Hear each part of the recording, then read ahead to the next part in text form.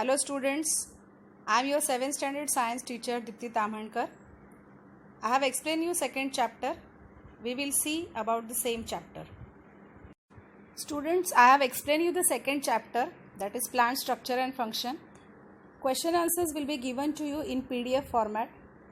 But into that second question, that is observe any one flower and its various parts and describe it in your own words.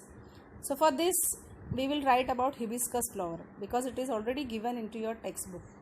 So the same I have explained you in the further slide. This is the picture of hibiscus flower and further we will see the detailed parts about it. This is the vertical section of hibiscus flower. Student, now we are seeing fully open hibiscus flower. So observe it carefully. The first part which we are seeing is calyx. Now what is calyx? In the bud condition, the petals are covered by a leaf-like parts is called sepals, which are green in color. They form the calyx. This part is calyx. This part is pedicel. And this part is calyx, where flower is balanced, right? Then second part is corolla. This is made up of colorful parts called petals. Observe the shape, color, smell of corolla. Various flowers or each flower's corolla, shape, color, texture, smell is different, right?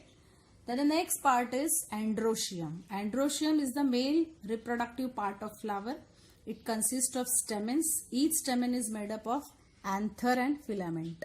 This is that yellow thread-like structure you can see, that is filament, and that red part is anther, and inside anther stamens are present. It is a male reproductive part of flower, hibiscus flower. Then female reproductive part of flower. This is made up of carpels.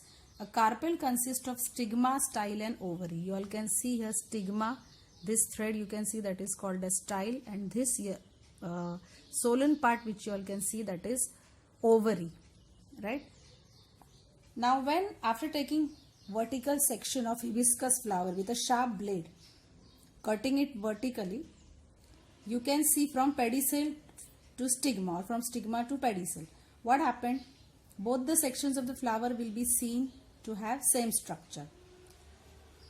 After maturity, anthers burst and the pollen grains which are released fall on the stigma. After maturity, anthers burst and pollen grain are fallen on the stigma, and this process is called as pollination. This process is called as pollination, and due to pollination, ovules, that is egg cells are traveled through this style and it went into ovary, and in ovary what happens?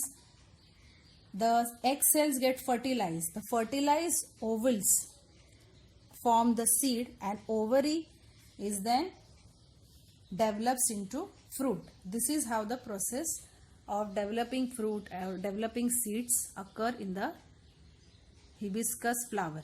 This video is specially prepared for the proper understanding of different part of flower. You don't have to make any kind of vertical section of flower. Whatever you are doing, you have to do under your parents' supervision. Thank you.